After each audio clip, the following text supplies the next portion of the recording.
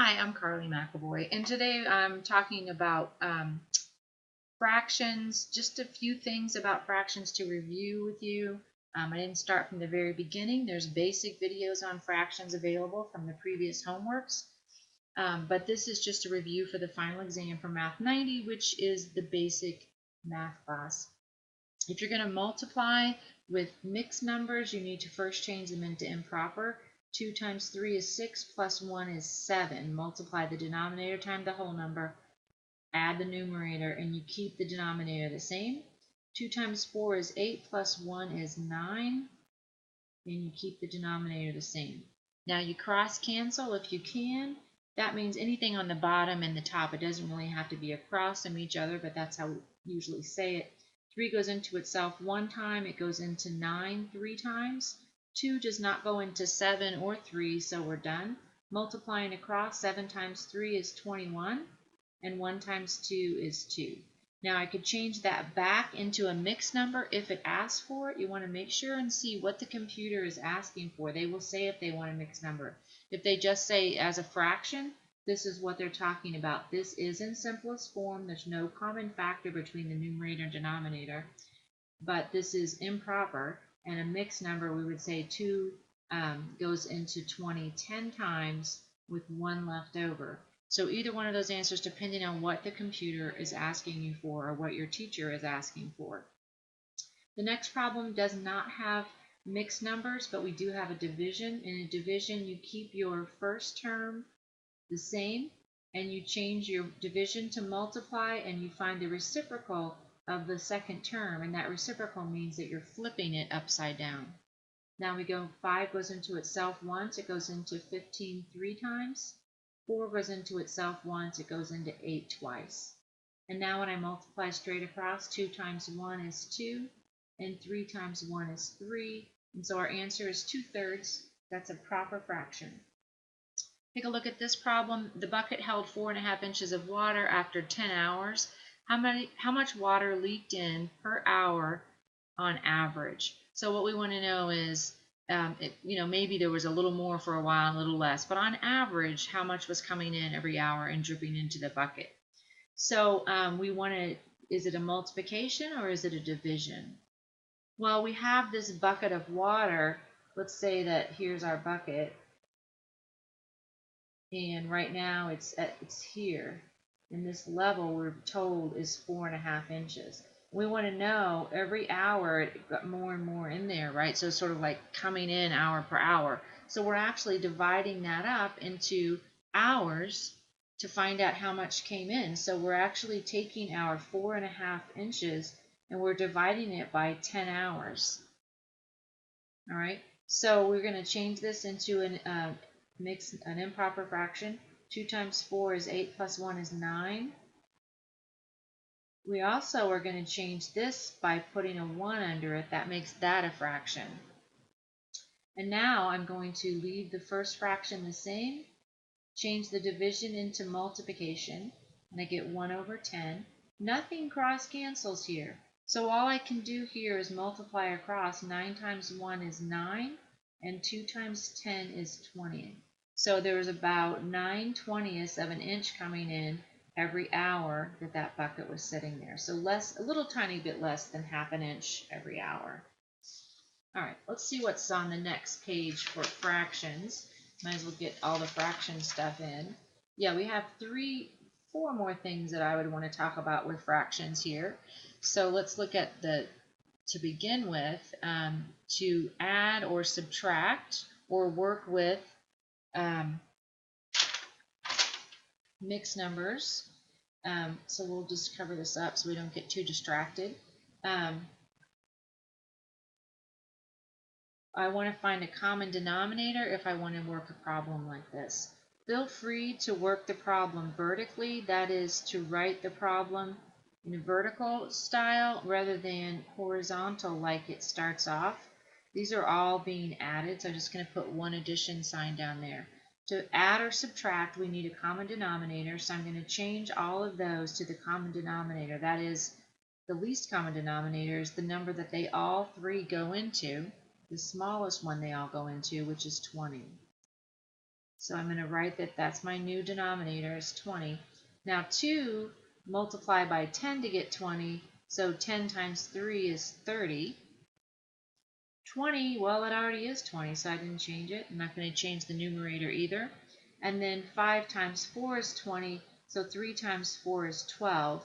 And now I'm going to have to add all that up. 20 plus 12 is 42, plus 7 is 49 over 20. Now that's a perfectly acceptable answer because it can't be reduced, for one, and we didn't have mixed numbers to start with, so there's no reason for us to shoot for mixed numbers afterwards. If you wanted to change it to a mixed number, it would be 2 and 9/20. Another way to work this problem horizontally, figure out the LCD is 20.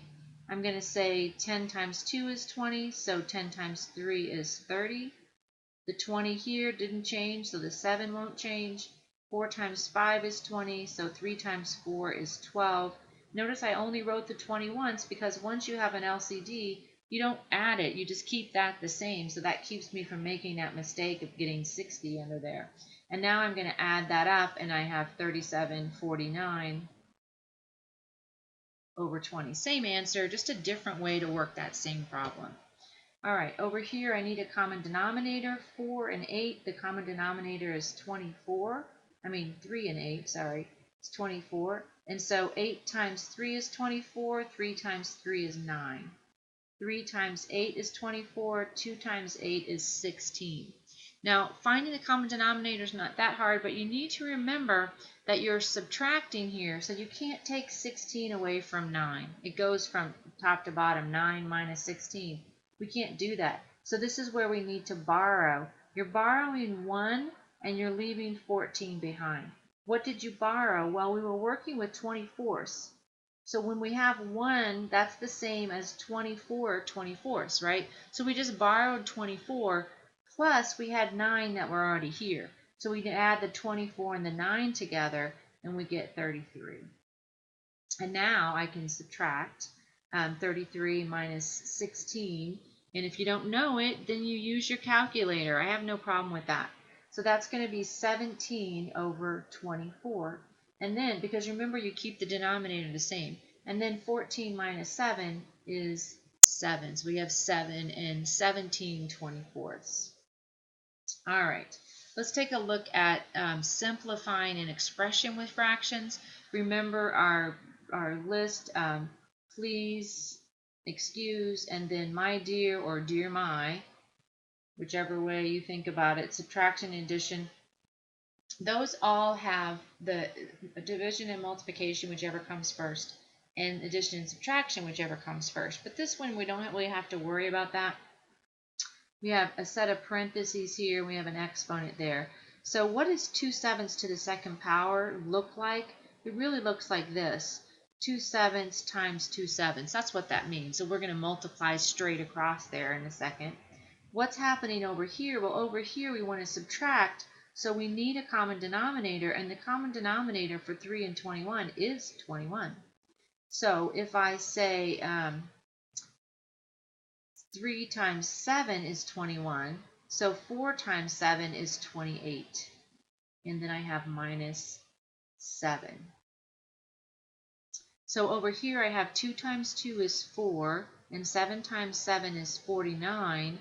And over here I have 28 minus 7, which is 21 over 21. Well, what's 21 over 21? That's just 1, right? So 4/49 divided by 1. Anything divided by 1 is just itself. How many times does 1 go into anything? It goes in there exactly the dividend. So 4/49 divided by 1 is 4/49. That's a little tricky. It looks like this. 4/49 divided by 1 over 1 times 1 over 1, 1 times 4, and 1 times 49, right? So dividing by 1 doesn't change anything. And the last one I have here is find the area and perimeter. The perimeter, you add up all sides. If we have 3/4 here, we have 3/4 there, and we have 3/8 there. So what we're adding is 3/4 plus 3/8 plus 3/4 plus 3/8. We have to add those four things together, and we want to find a common denominator, which would be 8. So I'm just going to write 8 here. Here, 4 times 2 is 8, 3 times 2 is 6. Here we already had 8. Here, 3/4 again, so 2 times 4 is 8, 2 times 3 is 6 again. Here we already had 8, we have 3 again. And so if I add all those up, I get 9 and 9, or 18/8. And if I reduce that by dividing both the top and the bottom by 2, I get 9/4. That's 9/4 yards, because I'm talking about perimeter. And if you wanted to change that to a mixed number, it would be 2 and 1/4. How do you find the area? Well, you find the area by multiplying the length times the width. And so I'm just multiplying my two dimensions there. Nothing could be canceled, so I'm just going to multiply across. I'm going to get 9/32. But in this case, because we're talking about area, it wouldn't just be yards, it would be yards squared. Okay, the next thing we're going to talk about is decimals. That's for another video, so I'll see you next time.